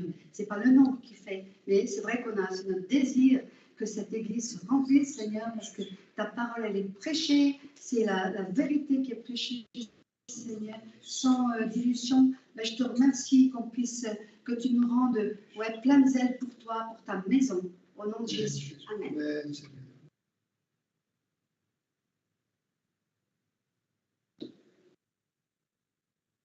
C'est bien, moi je voudrais te remettre aussi une fille que j'ai pu rencontrer, Seigneur, cet après-midi à la gare, Seigneur, j'ai vu. Je l'avais croisée à plusieurs reprises, Seigneur, en allant au travail, Seigneur. Et tu m'as souvent poussé à lui dire qu'en effet, elle retrouvait une église.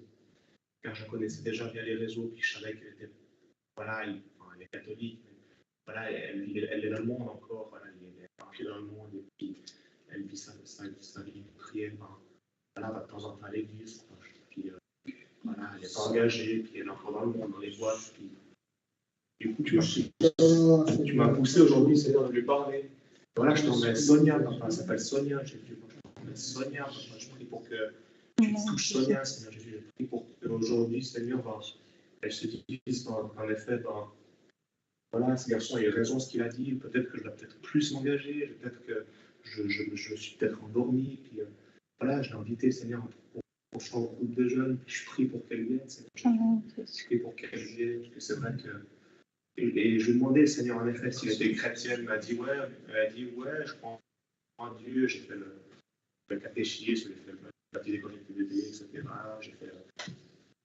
Voilà, Seigneur, tu vois, c'est très traditionnel, quoi. J'ai fait tous les trucs, etc. Enfin, je sais pas, il y a plusieurs trucs à faire dans le catholicisme, des choses à faire. Moi, je veux juste qu'elle se dise qu'en effet, c'est pas par des œuvres que Dieu veut la sauver, mais c'est vraiment pour... il veut juste son cœur, quoi. Voilà, Seigneur, tu veux juste le cœur de Sonia, tu veux juste qu'elle t'aime, Seigneur, et qu'elle vive entièrement avec toi, Jésus. Voilà, tu ne nous demandes pas à faire tout, à savoir par cœur les écrits, savoir tout par cœur, être parfait, etc. Non, Jésus, tu nous demandes vraiment à t'aimer, Jésus, à faire ta volonté. Et puis voilà. Et c'est ça, Jésus, je prie pour que vraiment... Et pas cet esprit de religiosité, Seigneur, qui rentre dans son cœur. Mais je veux vraiment qu'elle vive une relation. Je dis qu'en effet, c'est une relation qu'on a vivre. Et elle était d'accord sur ce que je disais et tout. Et puis elle disait qu'elle priait. Je te la remets puissamment. J'ai dit, c'est longtemps que je la connais. Je la connaissais déjà par d'autres amis. Je la connaissais déjà auparavant.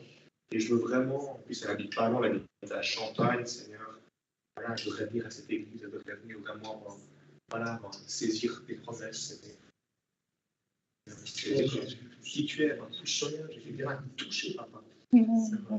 Voilà, je ne veux vraiment pas qu'elle vive comme ça, je veux qu'elle vienne à l'église, papa. Et je prie aussi pour d'autres personnes, d'autres personnes qui sont éloignées. Je pense à Vanessa, Jésus, tu vois, très longtemps que je peux. Je prie pour qu'elle revienne, cette petite, Seigneur, que j'aime tellement, Seigneur Jésus, tu vois. Et je veux vraiment qu'elle revienne, Jésus. Je prie pour que Vanessa revienne, papa, tu vois. Elle a déjà été touchée par ta parole de nombreuses fois. J'ai envoyé au groupe de jeunes, elle pleurait en sanglots, Seigneur Jésus. Je me rappelais, Seigneur, chez Caroline, elle pleurait, elle était tellement touchée. Et je prie pour que tu la ramènes, Seigneur, à la maison, papa. Ramène-la à la maison, Seigneur. Ramène-la à la maison. Je pense aussi à Zachary, Tristan, Camilla, mon amie, Camilla, ma cousine. Voilà, je te les remets, Jésus. Et je suis content pour ce que tu as fait pour Camilla, ma cousine, Seigneur. Elle m'a demandé, comme quoi, elle m'a dit qu'elle ne pouvait pas venir aujourd'hui, parce qu'elle voilà, elle a pleuré, et qu'elle ne se sentait pas très bien. Mais qu'elle allait revenir justement à la prochaine réunion.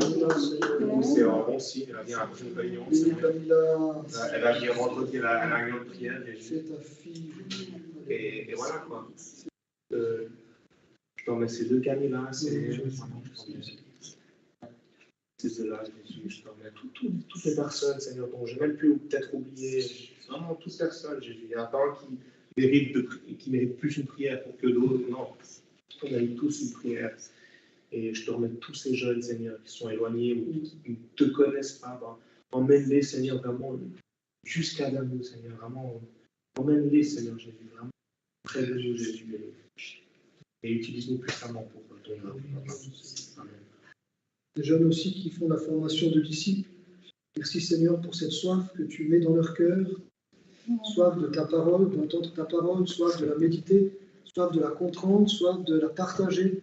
Seigneur, nous te remettons ce groupe de jeunes à partir du mois de septembre afin qu'il y ait une véritable évolution et que les jeunes puissent, Seigneur, eux-mêmes être des gagneurs de jeunes. Alléluia. Oui, Seigneur, que ce groupe puisse refléter la santé spirituelle de nos jeunes qui se fortifient en toi. Merci pour l'intelligence, ce que tu leur donnes. Merci pour la protection qui est sur eux, pour le témoignage qu'ils peuvent rendre plus loin. Merci aussi pour les enfants, Seigneur. Ce groupe, oui, qui grandit aussi. Nous voulons te les remettre, les uns et les autres. Merci pour ce choral aussi qui sera mis en place, qui a déjà commencé. Mais nous te demandons aussi de bénir ce groupe vocal, ceux et celles qui se sentent aussi de te servir au travers de ce moyen. La passion, Seigneur, et tes capacités leur soient données, nous soient données, afin que nous puissions chanter et jouer pour ta gloire, ici, dans les EMS, plus loin, dans les autres églises, Seigneur, là où tu nous conduiras. Seigneur, l'évangélisation également, la banque alimentaire, tous les départements, Seigneur, Francesco, avec la sono, avec eh bien, aussi la chaîne YouTube, c'est vrai combien d'ennemis parfois, aussi dans la technique, eh bien, essaye d'attaquer, mais Seigneur, tu es vainqueur, alléluia, tu es vainqueur, et nous ferons des clips chrétiens, et nous ferons des choses extraordinaires, des témoignages, Seigneur, alléluia, des émissions, oui, ça sera de mieux en mieux, Seigneur, alléluia. Merci aussi de bénir Julien pour le témoignage qu'il aura à rendre prochainement. Seigneur, nous merci pour ce jeune que tu as tiré de loin, tiré de ses addictions. Tu as fait de lui un témoin, Seigneur. Une voix qui parle aujourd'hui, une voix concrète, une voix pratique, une voix simple, humble. Merci de le bénir là où il est. Oh, bénis chacun, Seigneur, dans ce qu'il fait et dans ce qu'il fera. Merci, Seigneur. Amen. Moi, Seigneur, j'aimerais vraiment prendre une position contre l'ennemi, Seigneur Jésus, parce que moi, je ne tolère plus qu'il y ait des jeunes qui s'endorment comme ça, qui tombent dans la cigarette. Je sais pas, Seigneur, je trouve ça tellement triste, Seigneur, de voir des jeunes qui tombent, Seigneur, qui restent dans le monde, Seigneur, qui s'alimentent de choses mauvaises. Là, on ne peut plus, Seigneur. Là, on ne peut plus, Seigneur. Il faut que la récolte vienne, Jésus. Et moi, je prends position, Seigneur, face au diable, Seigneur. Je prie pour que tu mettes ta honte au diable, Seigneur, prochainement. Je prie pour que tu lui mettes la honte, Seigneur. Et je prie, Seigneur, que tu le menaces, papa. Tu le menaces, papa, de partir dans les vies, Seigneur. Ces jeunes qui sont endormis, dans ces jeunes, Seigneur, qui marchent dans les voies, dans ces voies sataniques, Jésus. Je prie, Seigneur Jésus, pour que tu viennes prendre position face à Satan, Seigneur, et que tu lui dises stop, Seigneur Jésus, comme ça, Seigneur Jésus. Viens, Seigneur, dis-toi, papa. Je veux vraiment, Seigneur, que ces prières, Jésus, descendent tout en haut, montent tout en haut vers toi, et vraiment qu'il y ait des fruits qui viennent, Seigneur Jésus, vraiment qu'il y ait des jeunes qui viennent. Comme pour ces jeunes dont on a prié, Seigneur, on veut voir des résultats la semaine prochaine. On veut voir des résultats le plus vite, Seigneur. Fais, Jésus, fais. Tous ces jeunes que j'ai pu nommer, j'aimerais les voir ici, Seigneur, dans nos prochaines réunions. Je veux les voir, Seigneur, à la prochaine réunion. Je le veux, Seigneur. Il n'y a pas de barrière, Seigneur. Ces barrières sont brisées, Seigneur. Et ces jeunes viendront tous ici, papa. Tous, papa. Que ce soit des jeunes, que ce soit des adultes, de toutes ces personnes, Seigneur, qui doivent entendre ta voix, ta volonté, ils viendront au nom de Jésus. Et je prie, Seigneur, pour que tu lis Satan, Seigneur, et tu l'empêches, papa. Tu l'empêches, papa, de faire son œuvre. Tu l'empêches, papa. Et que la majorité soit sauvée dans cette terre, papa. Au nom de Jésus, Seigneur, nous allons dépeupler l'enfer, papa. Nous allons dépeupler l'enfer. En ton puissant nom, Jésus, on va dépeupler l'enfer, Seigneur. Le paradis sera rempli, Seigneur. On ne pourra même plus circuler, Jésus. Au nom de Jésus. Amen, papa. Amen. Nous voulons t'apporter nos familles, Seigneur, tous, les grands, les petits, les petits-enfants, les frères et sœurs, Seigneur. Merci de nous utiliser. Merci, Seigneur, de nous donner ta sagesse, ton intelligence, et pour savoir comment les toucher, Seigneur. Donne-nous des paroles et amène-les à toi et protège-les de tout mal. Protège-les du malin, de l'esprit du monde, Seigneur, qu'ils puissent rester attachés à toi et, Seigneur, qu'ils puissent rester jusqu'au bout de toi. Au nom de Jésus. Amen.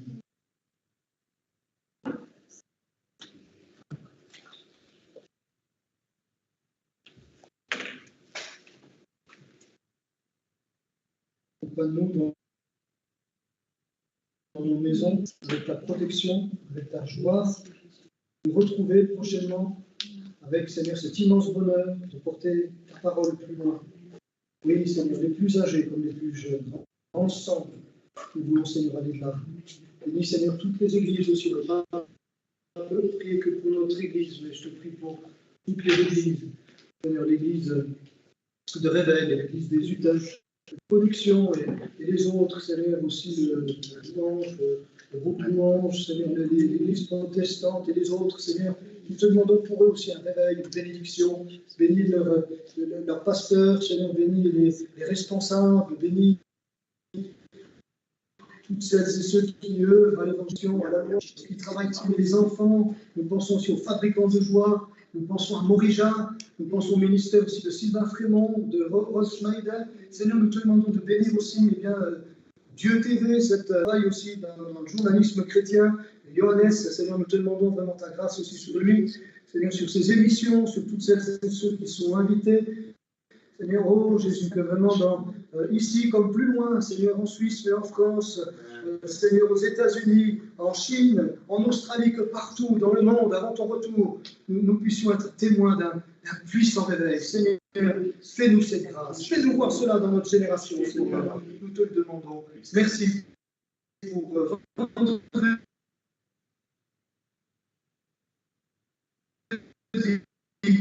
ce rendez-vous de prière et d'intercession. Seigneur, tu seras encore avec nous. Et d'ici là, gloire à toi. Oui, gloire à toi dans tous les domaines de nos vies. Gloire à toi, Jésus. Le 7 qui vont finir les enfants, participer, intervient, prépare les moniteurs, Seigneur, prépare les cœurs des enfants qui soient vraiment touchés, Seigneur. À Yverdon, dans la Broye aussi, je ne sais pas s'il y en a à Neuchâtel. Eh bien, je te remercie parce que tu permets que des enfants puissent te recevoir dans leur cœur. Au nom de Jésus. Amen.